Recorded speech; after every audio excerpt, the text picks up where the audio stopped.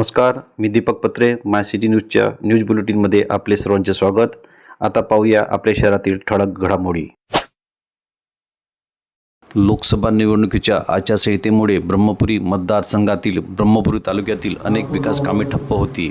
या विकास कामांना शीघ्र गतीने पूर्ण करून जनतेच्या समस्या तातडीने सोडवा असे निर्देश राज्याचे विरोधी पक्षनेते तथा ब्रह्मपुरी विधानसभा क्षेत्र आमदार विजय वरट्टीवार यांनी ब्रह्मपुरी तहसील कार्यालय येथे आयोजित आढावा बैठकीत दिले. यावेळी पंचायत समिती अंतर्गत राबविण्यात येणारे पांधन रस्ते योजना, घरकुल योजना, अंगणवाडी व शालेय वर्ग खोल्या बांधकाम, नवीन प्राथमिक आरोग्य केंद्र व ग्राम पंचायत भवन बांधकाम यांची माहिती घेतली. आयोजित आढावा बैठकीस उपविभागीय अधिकारी संदीप भस्के, उपविभागीय पोलीस अधिकारी दिनकर ठोसरे, तहसीलदार उषा चौधरी, नगर परिषद मुख्याधिकारी आरशिया जुही, काँग्रेस नेते प्राचार्य देवदास जगनाडे, काँग्रेस शहराध्यक्ष हितेंद्र राऊत व सर्व विभागाचे अधिकारी प्रामुख्याने उपस्थित होते. नुकत्याच पार पडलेल्या लोकसभा निवडणूक काळात आचारसंहिता लागू होती, त्यामुळे विकास कामे ठप्प पडली होती.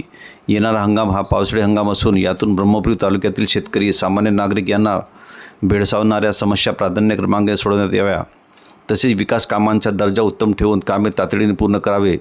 तसेच विकास कामात हयगय व दुर्लक्ष करणाऱ्या अधिकारी असो अथवा कंत्राटदार याची गय केला जाणार नाही, अशी तंबी देखील विरोधी पक्षनेते विजय वरट्टीवार यांनी उपस्थित संबंधित विभागाच्या अधिकाऱ्यांनी दिली.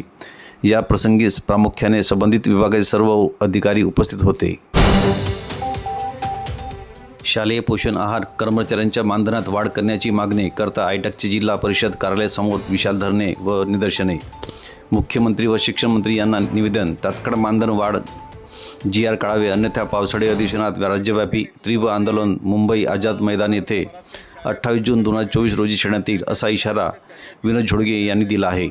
महाराष्ट्र राज्य शालेय पोषण आहार कर्मचारी युनियन आयटकचे वतीने दिनांक 12/6/2024 रोजी मानधन वाढीच्या मागणीकरता राज्यभर आंदोलन करण्याचा निर्णय घेतला होता. त्या अनुषंगाने आयटकचे राज्य सचिव विनोद झोडगे यांच्या नेतृत्वात चंद्रपूर जिल्हा परिषद कार्यालयासमोर मासिक 2,500 रुपये तुटपुंजा मानधनावर काम करणाऱ्या हजारो शालेय पोषण आहार कर्मचाऱ्यांनी विशाल धरणे व नारेबाजी निदर्शन करून सरकारचे लक्ष वेधले.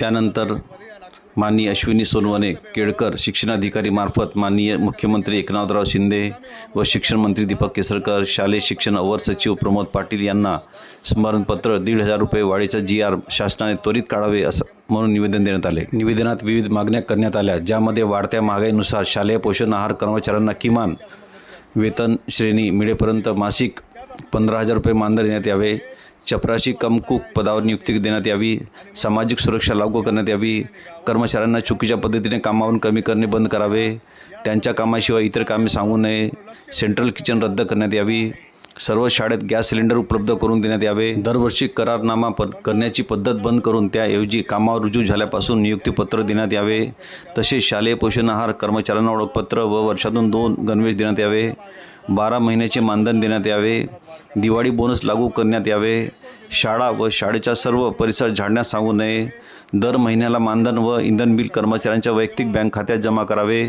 यासह विविध मागण्याबाबत चर्चा करण्यात आली. धरणे आंदोलनाचे नेतृत्व संघटनेचे राज्य महासचिव विनोद झोडगे, जिल्हा सचिव वनिता कुंठावार, आयटकचे कार्याध्यक्ष रवींद्र उमाटे, प्रकाश रेड्डी, राजू गैरनवार, राज्य संघटक श्रीधर वाडाई, कुंदा कोहपरे, रवींद्र बावने, छाया मोहितकर, कल्पना रायपुरे, शंभू निकोरे, सुनीता बेलेकर, संध्या वासेकर, मनोज करकाडे, नसरीन पठाण, संगीता उपरे, छाया रागीट, संदीप मसराम, ललिता कोवे, उज्ज्वला बनकर, सुलोचना उराडे, विक्ता रामटेके यांनी केले. इथे महाराष्ट्रामध्ये त्यांच्या 48 पैकी. याचबरोबर आजचे बातमीपत्र इथे संपले. अधिक माहिती आणि ताज्या घडामोडी करता पाहत रहा my city news official news channel. तसेच आमच्या चॅनलला लाईक, शेअर आणि सबस्क्राईब करायला विसरू नका. धन्यवाद.